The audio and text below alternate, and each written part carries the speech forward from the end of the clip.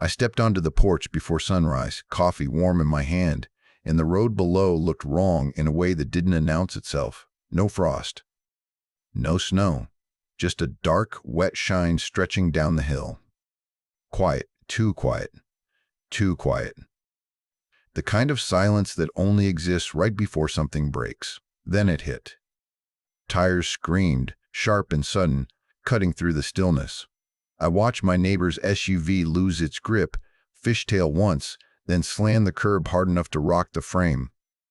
Further down, another car slid backward, completely out of control, bumping mailboxes one by one like they were toys.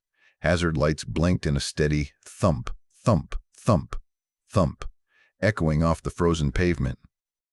I realized my coffee cup was crushed flat in my hand, cardboard folding in on itself, hot liquid spilling onto the ice without me noticing. At the bottom of the hill, an ambulance tried to climb toward us. The engine strained. The tires spun. Then the whole vehicle slid backward, helpless, lights still flashing. A man in a reflective vest appeared, calling himself the community safety officer. He waved his arms and shook his head. "Drivers need to slow down," he said. "This isn't an HOA issue." I stared at the road, at the invisible black ice we'd warned them about all night. As stretchers came out and sirens overlapped, the shock burned away, replaced by something sharp and furious. This wasn't an accident. It was a decision. If you want to hear more true stories like this, make sure you hit that subscribe button to HOA Update. And tell me in the comments, where are you watching from? The hill is the first thing everyone notices about this place. From the listings, it looks charming. Tree-lined, winding, elevated just enough to feel private. Living here teaches you something else. There's only one way in and one way out. A narrow stretch of asphalt that curves downhill and funnels every single car, bus, ambulance, and delivery through the same choke point. In good weather, it's fine. In winter, it decides how your day is going to go. My mornings start early, long before sunrise, when porch lights are still on and the air smells metallic with cold. I leave the house quietly, keys in hand, thermos tucked under my arm, muscle memory guiding me to the car. That road isn't optional for me. It's how I get to work. It's how bills get paid. Miss it, and everything downstream starts wobbling. For years, the system worked because people treated winter like a responsibility. Salt trucks came through before dawn. Plows showed up even if there was nothing dramatic to plow yet. You could hear them at night, a low mechanical rumble that meant someone was paying attention. Nobody complained about the noise because it meant safety. Then the board changed. The HOA doesn't look powerful on paper. A few elected residents, a management company, some committees that meet too often, but the tone shifted fast once the new leadership settled in. Meetings moved indoors, into a room that smelled like expensive air freshener and fresh carpet. A high-gloss mahogany table stretched across the space, polished to the point it reflected everyone's faces back at them. No clutter, no coffee rings, no evidence anyone ever raised their voice there. Marvin Cole sat at the center of that table every time. Clean boots, pressed jacket, a reusable cup with a minimalist logo that always steamed faintly when he lifted it. While other people talked, he listened with his head tilted slightly, like concern was a sound he could filter out if he focused hard enough. When questions came up about maintenance, he had an answer ready. Budget discipline is the highest form of community service. He said it calmly. Repeated it often, like a mantra. Like if he said it enough times, it would turn into a law of nature. The first winter under the new board, things changed just enough to feel off. Salt came later than usual. Plows made fewer passes. Emails replaced action. Words like monitoring and assessing showed up where truck schedules used to be. When someone asked about it, Marvin smiled and talked about efficiency, about not overreacting, about residents needing to exercise caution. By the second winter, The soundscape changed. Nights were quieter. No rumble, no scraping metal. Just wind and the occasional creak of trees. The silence felt wrong, but silence is easy to ignore when nothing has gone wrong yet. The night before everything fell apart, the warnings started early. My phone buzzed once, then again. Official alerts. Freezing rain overnight. Rapid temperature drop. Risk of black ice on untreated roads. The kind of language that doesn't leave much room for interpretation. Emails followed. Neighbors forwarding the alerts to the HOA. Short messages at first. Then longer ones. Someone mentioned the blind curve halfway down the hill. Someone else mentioned emergency access. A parent asked about the school bus route. Another neighbor pointed out that the temperature was supposed to drop below freezing just after midnight. The replies came back clipped and formal. The HOA acknowledged receipt. The road did not meet the threshold for intervention. Residents were advised to delay travel if possible. Drivers assume risk. I sat at the kitchen table reading the email, the glow of my phone lighting up the room while the house slept. Outside, the wind rattled the windows softly. I imagined the road cooling inch by inch, moisture settling, invisible and patient. I replied, asking if salting was planned before morning. Others did too, the thread filled with concern, then frustration. Marvin responded once more. Budget discipline is the highest form of community service, he wrote. Unnecessary expenditures set dangerous precedents. That was it. No salt. No plow. No contingency. I went to bed uneasy, setting my alarm earlier than usual, hoping I could beat whatever formed overnight. Sleep came in shallow pieces. Every time I woke, I listened for trucks that never came. Just before dawn, I checked my email again. The house was still, heat humming softly through the vents. At the top of my inbox sat one final message from the HOA, time-stamped late the night before. It reminded residents that no salting or plowing had been scheduled and that travel on community roads was undertaken entirely at one's own risk. By the time the sky began to lighten from black to that dull winter gray, the hill had already turned against us. It didn't announce itself with snow or frost. It just sat there, smooth and silent, waiting. The first crash came from halfway down, a sharp screech followed by a hollow thud that echoed up through the houses. I watched the sedan drift sideways, slow and helpless, until it tapped a mailbox and stopped. The driver stayed inside, hands frozen on the wheel, eyes wide like they were still trying to understand how careful driving had failed them. Then Dana Parker stepped out of her front door. She was wrapped in a fleece robe, slippers on her feet, phone pressed to her ear as she waved at the driver to stay put. She took 3 careful steps onto the road. Her feet slid out from under her so fast it looked unreal, like someone had pulled the ground away. She hit hard, her body twisting as she went down. The sound she made afterward wasn't loud. It was thin. Shocked. Her breath came in short, ragged pulls, fogging the air as she tried to move and couldn't. I went down the steps too fast, boots skidding, catching myself on the grass before I dropped to my knees beside her.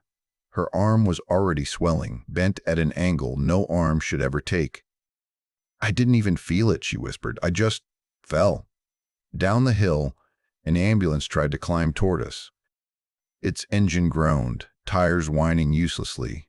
The vehicle lurched forward a few feet, then slid backward, red and blue lights flashing in a steady thump, thump, thump, that felt like a countdown. Another emergency vehicle pulled in behind it and stopped, the driver clearly deciding there was no point risking 2 units instead of 1. The school bus never made it past the entrance. I could hear it before I saw it, the metallic groan of heavy tires slipping against ice. The bus slid sideways and stopped at an angle, hazard lights blinking. Kids pressed their faces to the fogged windows, backpacks still on their laps. Parents ran toward it shouting, slipping, grabbing each other to stay upright. The hill wasn't just dangerous, it was trapping us. People came out of their houses with phones raised, some filming, some calling for help, some just standing there like witnesses to something they couldn't fix. A neighbor dragged a half-empty bag of driveway salt to the curb and scattered handfuls onto the ice, the grains bouncing uselessly across the surface. It made no sound at all. That was the worst part. No crunch, no resistance. Just silence. My phone buzzed. I expected another warning, another alert too late to matter. Instead, it was an email from the HOA. A mass message, sent while Dana was still on the ground and the ambulance was still sliding backward. The subject line read, S.A. Fetty Reminder. I opened it with hands that suddenly felt too large for the phone. The message strongly encouraged residents to drive cautiously and allow extra stopping distance. It cited multiple reports of unsafe driving behavior.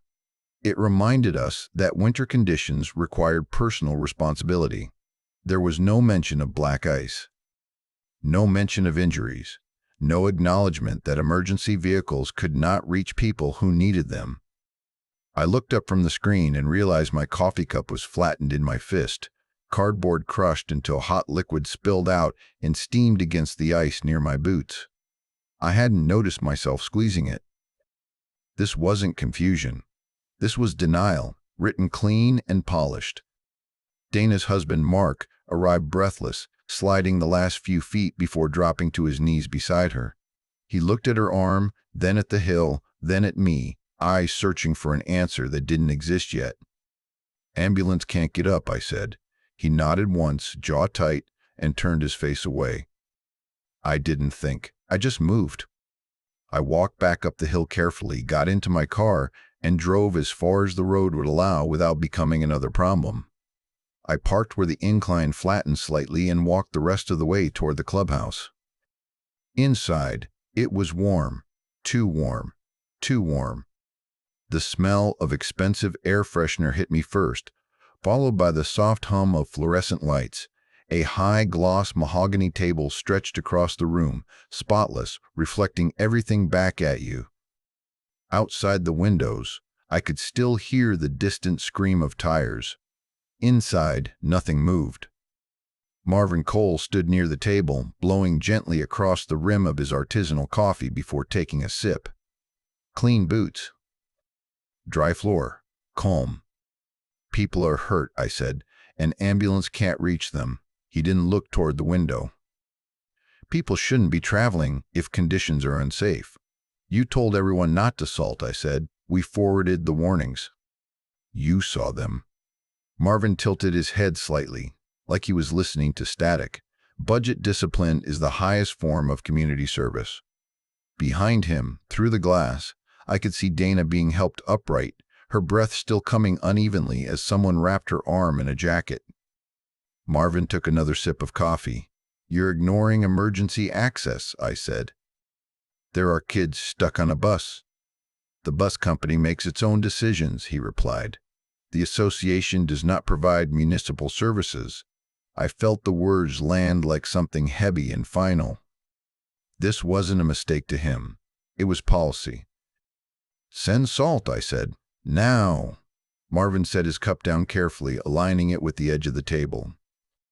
We are not authorizing emergency expenditures, he said, and I'm not going to be pressured into decisions outside policy. Outside, the ambulance's engine cut off. The lights kept flashing. I left before I said something that would make things worse. As I walked out, my phone filled with messages, videos, photos, a parent crying beside the bus, a car half in a ditch, Dana being driven away by a neighbor because the ambulance still couldn't reach her. That's when I started saving everything. Emails from the night before, each one time-stamped. The official weather alerts. The HOA's refusal. The mass email blaming unsafe driving. I lined them up in order, watching the story they told when put side by side. By midday, another set of emails went out from the HOA. This time, not to everyone, just to the people who had posted publicly. Conduct violations, warnings about community harmony, thinly veiled threats about defamation and spreading panic. I read mine slowly, then looked back at the hill, still shining, still silent, still dangerous. That was when it became clear. They weren't going to take responsibility. They were going to erase it. And anyone who got in the way was next. The temperature dropped again that night, harder than before, like the hill was settling into its role. I woke up sometime after midnight to the quiet hum of the heater cycling on and off, and lay there listening, waiting for a sound I already knew wouldn't come. No rumble of trucks. No scrape of metal. Just the house breathing and the cold tightening outside. By morning, the ice had thickened. It didn't sparkle or announce itself. It just erased friction. A pickup eased out of a driveway 2 houses down and slid sideways into a retaining wall, stone cracking with a sound that carried through the neighborhood. A delivery van made it halfway up the hill before the engine whined and the wheels spun uselessly, the driver finally bailing out and letting it drift backward into a snowbank to stop it. Someone shouted that an elderly man hadn't been able to get his caregiver up the road again. Another parent slammed a car door in frustration when the bus company texted that service was suspended until further notice. The hill had turned into a barrier. I stood at the curb filming again, moving slowly so I wouldn't end up on the ground like Dana. The surface looked wet. Innocent. I crouched and ran my glove across it, felt nothing but smoothness. No grit, no resistance. I filmed my boot sliding when I shifted my weight, the motion soundless and wrong. The ice didn't crunch. It swallowed sound, still no salt trucks. Instead, my phone buzzed with another HOA email. The subject line acknowledged overnight freezing conditions. The body reiterated that no emergency salting would be authorized. The association, it said, does not guarantee roadway safety and would continue to monitor conditions. The words felt rehearsed, like they'd been polished while people were still skidding into walls. I stopped reading halfway through and just stared at the screen, feeling that familiar pressure behind my eyes. This wasn't hesitation. This was refusal. I spent the day documenting everything, not dramatically. Methodically. I filmed the incline from top to bottom. I photographed tire tracks frozen mid-slide, wheels turned uselessly. I knocked on doors and asked permission before taking pictures of bruises, of casts, of dented fenders parked crooked in driveways because they couldn't be moved safely. Dana sat upright on her couch, arm immobilized, breathing carefully. She described exactly where she fell, how fast it happened, how she never felt herself lose balance. Just traction. I saved every file twice. That afternoon, a white envelope appeared taped to my front door. No knock, no explanation. Just paper, stiff and official against the siding. Inside was a cease and desist letter from the HOA's legal counsel. The language was sharp and sterile. I was accused of spreading false information, of inciting panic, of documenting private infrastructure without authorization. I was instructed to stop filming, stop posting, stop communicating with outside agencies about unverified safety concerns. I sat at the kitchen table holding the letter, the smell of cold air still clinging to my jacket. Outside, I could hear another car slide, followed by a horn blaring in frustration. The HOA hadn't lifted a finger to make the road safer, but they'd found the time to threaten me. I called the non-emergency police line, not because I expected them to fix anything, but because I needed a record. An officer arrived later, parking at the top where the road flattened just enough to be safe. He walked carefully, boots slipping despite his caution, and listened while I explained the warnings, the injuries, the letter. He looked down the hill, then back at me. "I understand why you're upset," he said, voice low. "But HOA maintenance disputes are civil matters. Unless there's an active criminal situation, our hands are tied." "What about emergency access?" I asked.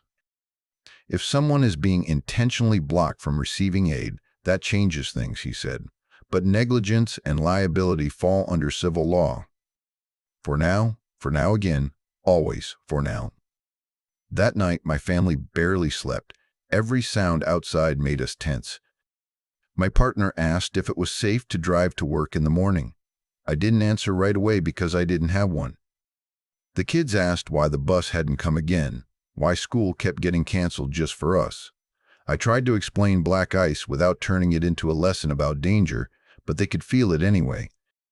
The way we checked the driveway before stepping outside, the way we stayed close to windows, listening.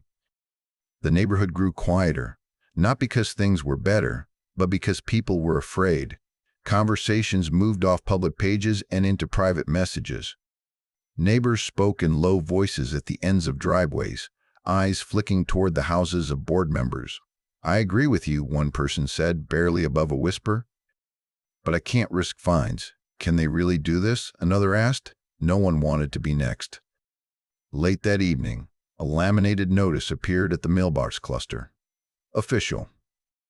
Neatly posted, it announced an upcoming board action to address unexpected costs resulting from recent community unrest. The proposed solution was a dues increase to stabilize the budget. I read it twice, breath fogging in the cold, then let out a short laugh I didn't recognize as my own. They had refused to spend money to keep the road safe. They had ignored warnings. They had threatened residents who spoke up. And now they wanted everyone to pay more to cover the fallout of their own inaction. At the bottom, in smaller print, was the detail that mattered most. There was still no plan for winter maintenance. The change didn't arrive with a bang. It came quietly, late at night, when the house was finally still and the hill outside had locked itself into another freeze. I sat at the kitchen table with my laptop open, the cease and desist letter folded beside me like a threat that had learned how to stand upright. Marvin kept talking about liability, about risk, about discipline. If he was so certain, I kept thinking, why was he trying so hard to scare people into silence? I stopped rereading emails and notices and went looking for the one thing nobody ever bothers with until it's too late: the paperwork. The HOA portal was a maze of tabs and dead links designed to exhaust you before you found anything useful. Meeting minutes, bylaws, vendor contracts. Then, buried under a bland heading, the insurance policy. I downloaded it and opened it, telling myself I was just confirming what Marvin already claimed to know. At first, it was exactly what it wanted to be: dense, dry, page after page of language meant to numb you into skimming. I didn't skim. I leaned forward, elbows on the table, eyes tracking each line as if I were reading a contract that decided whether someone walked free or not. Definitions blurred together. Exclusions stacked up. Paragraphs referenced other paragraphs like a hall of mirrors. My eyes started to ache. Then they stopped. Not on a headline. Not on bold text. On a sentence buried halfway down a page. Reasonable and proactive mitigation. I scrolled back up. Read it again, slower. Reasonable and proactive mitigation when official advisories warn of hazardous conditions. Below it, examples: ice, freezing rain, loss of emergency access, salting, plowing. My heart picked up, not racing, just steady and heavy. I scrolled further, afraid to breathe in case the words changed. Coverage is contingent upon compliance. I sat back in my chair and stared at the screen. The house felt too quiet. Outside, the wind pressed against the siding, and somewhere down the hill a car slid, tires whining in frustration. Marvin hadn't misunderstood policy. He'd ignored it. The emails proved it. The warnings had been official, forwarded, acknowledged, dismissed. The refusal to salt hadn't come before the alerts. It had come after. After residents begged. After emergency access was raised as a concern. This wasn't an oversight. It was a calculated decision that violated the very condition keeping the HOA insured. That was the moment the ground shifted. I wasn't just dealing with a stubborn board. I was dealing with people who may have stripped their own protection while others were getting hurt. That kind of mistake doesn't hide behind corporate language. It lands on individuals. I needed confirmation before I moved. Not reassurance, certainty. I reached out to Evan Brooks, the neighbor who worked in municipal risk management. He'd been quiet through most of this, checking in privately, never posting publicly. I sent him a screenshot of the clause and asked one question. Am I reading this correctly? He called instead of texting back. There was a pause on the line before he spoke. Yes, he said carefully, you are. What does that mean? I asked, though I already felt the answer pressing in. It means once those warnings were issued, mitigation wasn't optional, he said, and if they didn't act, the carrier is going to care. A lot. Care how? Another pause. Enough to suspend coverage. Enough that the board members could be personally exposed. Personally. The word sat between us, heavy and undeniable. Evan explained how insurers think. They don't argue feelings. They line up timelines. They compare actions to requirements.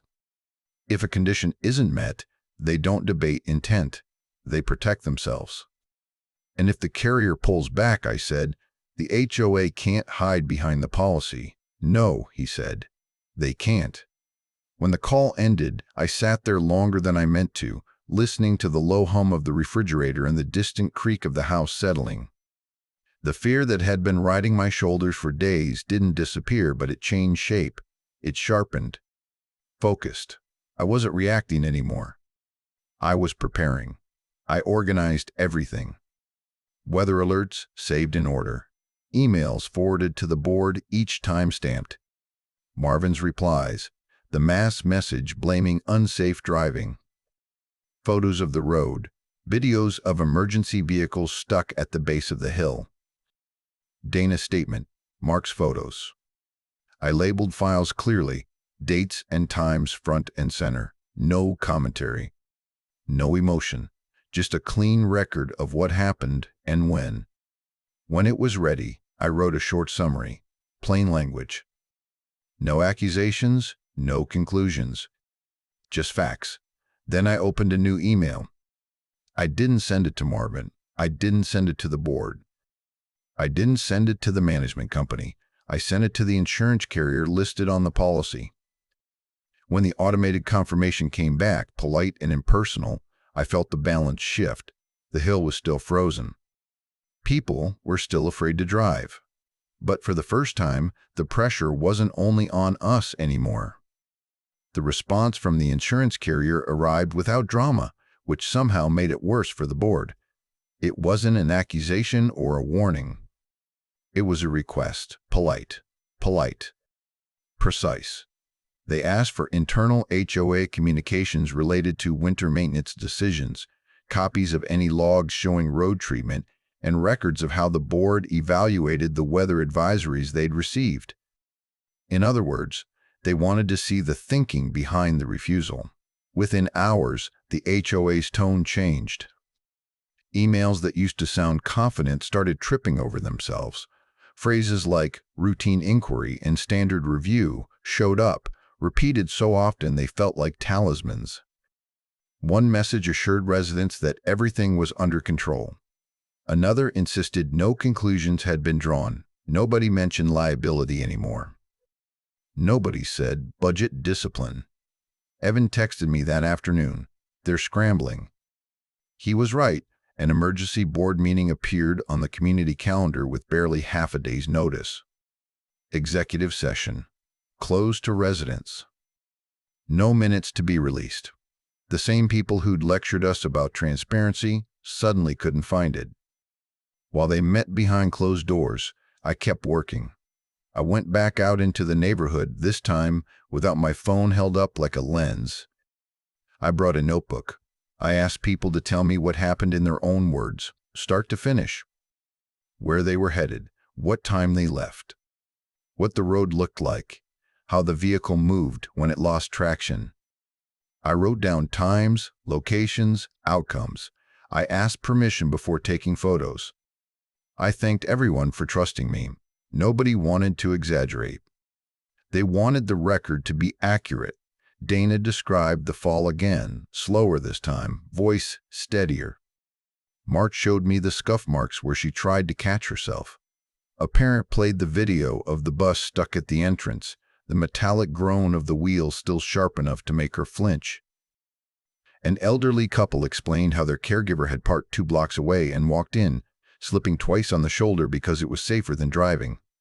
By the second evening, I had statements from more than a dozen households. Boring, factual, undeniable, the kind of truth that doesn't need adjectives. That's when the HOA reached out to me directly. The email came from the management company, not Marvin. The tone was softer than anything I'd received so far. They acknowledged that some residents experienced difficulties and said the board wanted to move forward constructively. They offered reimbursement for minor vehicle damage, a one-time credit on dues, a promise to review winter response procedures. There was no admission of fault, no mention of the warnings, no acknowledgement of emergency access. It was a settlement disguised as goodwill. I forwarded it to Evan. He called within minutes. "They're trying to cap exposure," he said. "If you accept this, it looks like resolution, and it weakens everything else. So they want it quiet," I said. "Before the carrier finishes reviewing," he replied. I wrote back and declined. I kept it professional. I said individual credits didn't address the documented injuries or the systemic failure to maintain emergency access. I said transparency mattered. I said I wasn't interested in informal resolutions without accountability. The reply came faster this time, shorter, stripped of warmth. They reminded me of the cease and desist letter. They suggested I was misinterpreting policy language. They warned about continued escalation, harming the community. I didn't answer. 2 days later, a county safety inspector showed up at the base of the hill. I recognized him immediately, reflective jacket catching the light as he stepped carefully onto the road. He took photos, measured the incline, tested the surface with his boot, and shook his head. "This compromises emergency access," he said, writing something down. "That's not optional." He asked who was responsible for maintenance. I gave him the HOA's contact information and nothing else. Facts travel better when they don't get pushed. That evening, the HOA sent another message to the entire community. This one was bolded, capitalized, impossible to miss. Mandatory community meeting. The stated purpose was to restore order, address misinformation, and reaffirm community standards. The phrasing felt deliberate, like a line drawn in the sand. This wasn't about discussion. It was about control. A public setting, a controlled agenda. A chance to put dissent under bright lights and crush it. My phone buzzed almost immediately. "Are you going? They're blaming you." This feels bad. I typed the same response to everyone. "Yes, I'll be there." By then, the trap wasn't something I was setting alone. It was already tightening, pulled by timelines, paperwork, and people who had finally started paying attention.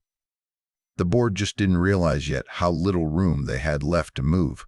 By the time I pulled into the parking lot, the meeting had already begun spilling outside. Cars were wedged into every space, headlights still on like people hadn't trusted themselves to relax yet.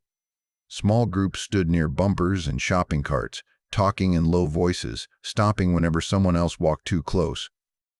The cold didn't bother anyone. What bothered them was being seen. Inside, the room was packed wall to wall. Folding chairs scraped the floor as latecomers squeezed in. People stood along the back, arms crossed tight against their chests. The air smelled like wet coats and nervous sweat. No one smiled. No one checked their phone. Every sound seemed louder than it should have been. At the front, the board sat behind their long table, the HOA banner stretched neatly across it like nothing had changed. Marvin Cole sat in the center again, hands folded, posture loose, calm enough to be unsettling. When he spoke, his voice carried easily over the room. This community has been through unnecessary turmoil, he said, and a lot of that turmoil was avoidable. Murmurs rippled through the crowd. Marvin continued talking about personal responsibility, about how winter driving required caution. He never said the words black ice. He never said emergency access. Instead, he talked about rumors, about exaggeration, about how panic spreads faster than facts if people aren't careful. Then his eyes found me. One resident, he said evenly, chose to escalate this situation beyond reason. Filming private property, contacting outside agencies, creating fear where none needed to exist. I felt the room turn toward me all at once. Dozens of faces. Some apologetic, some angry, some afraid to show either. Marvin didn't raise his voice. He didn't accuse me directly. He didn't have to. Budget discipline is the highest form of community service, he said, repeating it like a closing argument, and reckless behavior threatens that discipline. A board member leaned into her microphone and introduced a new policy. The language was smooth and official. Residents would be prohibited from posting or sharing unverified safety claims about community infrastructure. Violations would result in fines. Continued violations could lead to loss of privileges. A silence followed that felt heavier than shouting. Everyone understood what it was. Not safety, control. Marvin asked for comments, but they were tightly managed. When someone mentioned the injuries, he redirected to procedure. When another resident tried to bring up the weather warnings, the management representative cut in to say reviews were ongoing. Every concern was acknowledged and dismissed in the same breath. I stayed seated, still, waiting. The vote was called. Hands began to rise slowly, reluctantly, not in agreement, but in surrender. People glanced at one another, calculating risk. I saw the caregiver near the back wall, arms folded tight, eyes locked on the floor. I saw Dana's husband standing stiff beside her, jaw clenched. I saw parents who just wanted this to stop. Marvin smiled faintly as the count tipped in his favor. He lifted his hand to finalize it. That's when I stood up. The scrape of my chair against the floor cut clean through the room. Every voice dropped out at once. Marvin froze, his hand still half raised, eyes narrowing as he turned toward me. I didn't rush. I didn't raise my voice. Before you vote, I said, steady enough that I surprised myself, there's something you all deserve to hear. The room went completely still, and for the first time all night, Marvin looked uncertain. I stayed standing while Marvin opened his mouth to stop me. He didn't get the chance. I didn't create panic, I said. I documented what happened. He scoffed softly, like the outcome was already decided. This meeting isn't the place for. It is, I said, louder now, still controlled, because you're asking people to vote without telling them what you already know. That did it. A ripple moved through the room. Marvin straightened in his chair. I connected my phone to the projector the management company had set up for slides. The screen blinked once, then filled with an email thread. Subject lines. Dates. Times. Official weather advisories forwarded the night before the first freeze. Then the HOA responses. Acknowledgements. Dismissals. Final refusals. This is the timeline, I said. Warning sent. Received. Ignored. Someone in the front row sucked in a breath when they recognized their own forwarded message on the screen. Marvin stood halfway up. You're misrepresenting internal communications, I scrolled. The next document appeared, and the room went quiet in a way that felt different, not tension. Recognition. The HOA insurance policy. I zoomed in slowly, letting the words settle where everyone could read them. Reasonable and proactive mitigation. I read it out loud. Ice. Freezing rain. Loss of emergency access. Salting and plowing listed as examples. Coverage. Contingent upon compliance. This clause applies after official advisories, I said, which you received. Marvin's face changed. Not anger. Calculation breaking apart. I sent this documentation to the carrier, I continued, along with evidence of injuries and blocked emergency access. My phone vibrated in my hand. The timing was so perfect, the room almost didn't believe it when I lifted the screen. I think they'd like to speak for themselves. I put the call on speaker. The room fell so silent I could hear the faint hum of the projector fan. When the insurance representative spoke, her voice cut through the space like it belonged behind a judge's bench. Professional. Final. She confirmed receipt of the materials. Confirmed review of the policy. Then she said the words that landed like a dropped gavel. Coverage related to roadway incidents was being suspended effective immediately, pending investigation. A wave of sound moved through the crowd. Gasps. Whispers. A sharp, frightened, "What?" from the board table. The representative continued, explaining that the county safety office had been notified due to compromised emergency access. She advised the board to seek independent legal counsel. Then the line went dead. For a moment, no one spoke. Then the side door opened. 2 county officials stepped inside, reflective jackets catching the overhead lights. One carried a clipboard. The other held a stack of papers. They didn't rush. They didn't need to. They announced that safety violation orders were being issued immediately due to hazardous conditions and blocked emergency access. The road was to be treated without delay. Failure to comply would result in further enforcement. Marvin tried to stand fully this time. "This is highly irregular," he said, voice tight. "We need time to." "You had time," someone shouted from the back. "People got hurt." Applause broke out, hesitant at first, then spreading, building, filling the room with a sound that felt like air finally rushing back into lungs. Not celebration. Release. The management company representative leaned toward Marvin and spoke quietly. He shook his head. She spoke again, firmer. Then she stood and addressed the room. "Given the suspension of coverage and the safety violations issued," she said, "the board is invoking the emergency removal provision." Marvin's head snapped up. "You can't." A vote was called on the spot.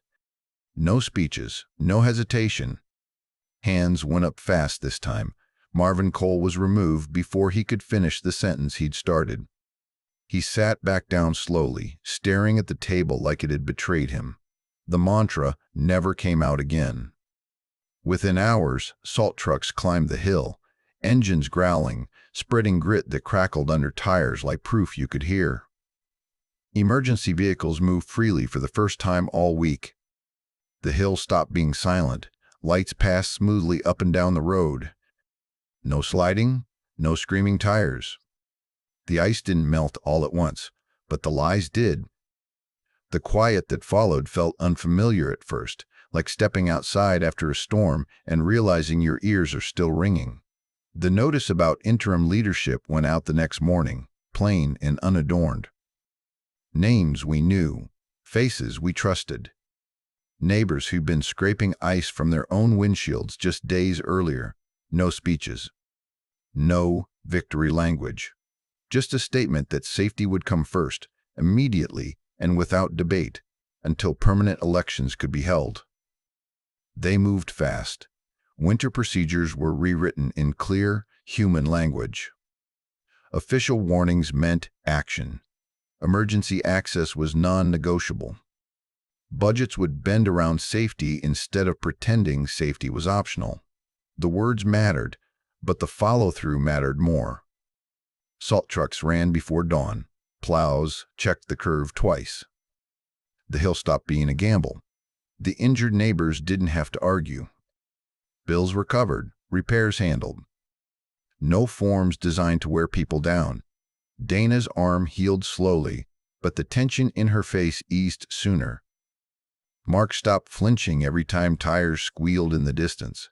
The caregiver who'd been stranded 2 blocks away returned to her routine without slipping, without fear, without having to apologize for being late to help someone who depended on her.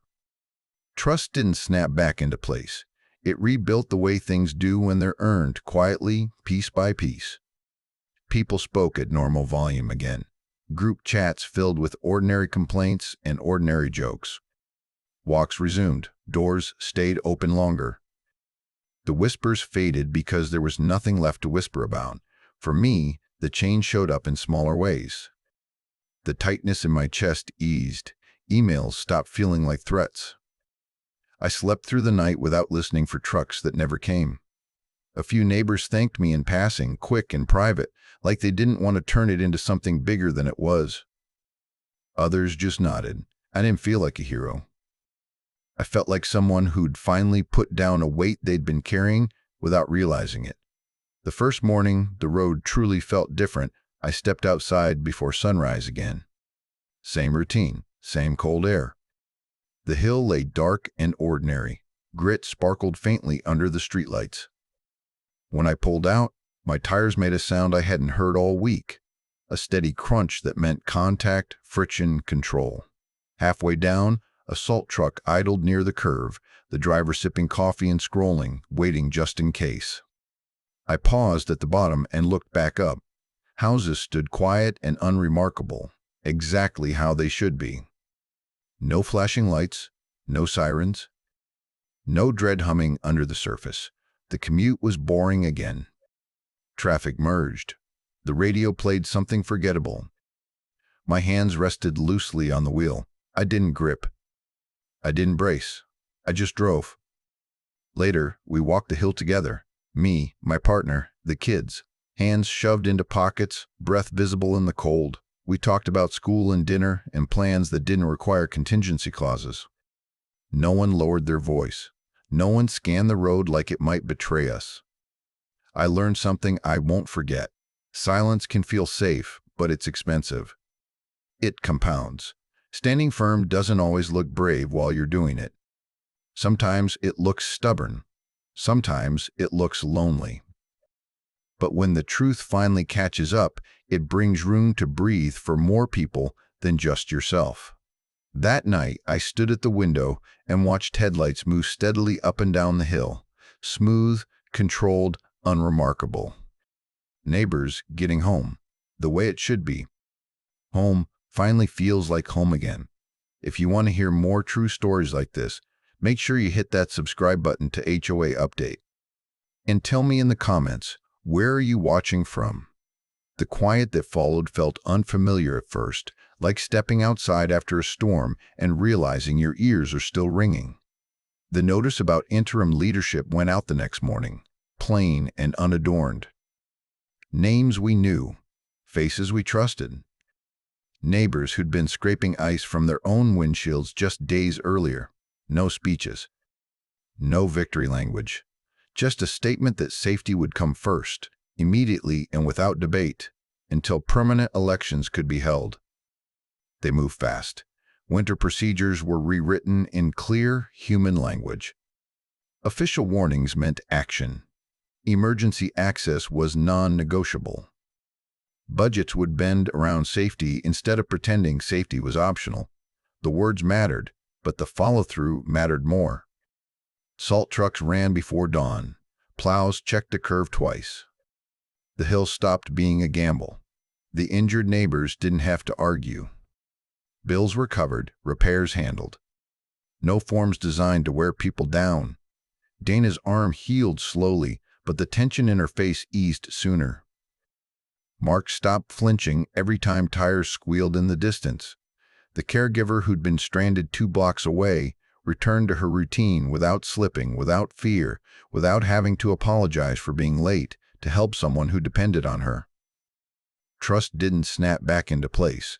It rebuilt the way things do when they're earned quietly, piece by piece. People spoke at normal volume again. Group chats filled with ordinary complaints and ordinary jokes. Walks resumed. Doors stayed open longer.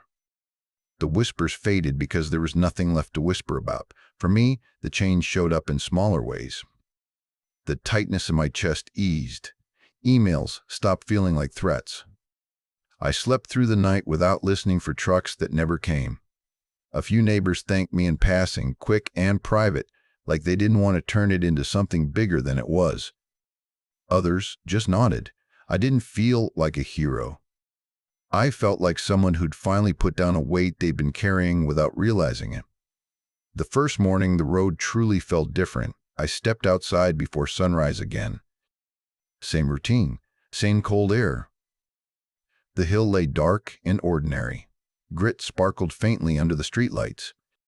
When I pulled out, my tires made a sound I hadn't heard all week, a steady crunch that meant contact, friction, control.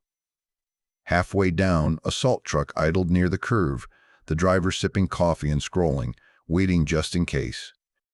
I paused at the bottom and looked back up. Houses stood quiet and unremarkable, exactly how they should be. No flashing lights, no sirens. No dread humming under the surface. The commute was boring again. Traffic merged. The radio played something forgettable. My hands rested loosely on the wheel. I didn't grip. I didn't brace. I just drove. Later, we walked the hill together. Me, my partner, the kids. Hands shoved into pockets, breath visible in the cold. We talked about school and dinner and plans that didn't require contingency clauses. No one lowered their voice. No one scanned the road like it might betray us. I learned something I won't forget. Silence can feel safe, but it's expensive. It compounds. Standing firm doesn't always look brave while you're doing it. Sometimes it looks stubborn. Sometimes it looks lonely. But when the truth finally catches up, it brings room to breathe for more people than just yourself. That night, I stood at the window and watched headlights move steadily up and down the hill, smooth, controlled, unremarkable. Neighbors getting home, the way it should be. Home finally feels like home again. If you want to hear more true stories like this, make sure you hit that subscribe button to HOA Update. And tell me in the comments, where are you watching from?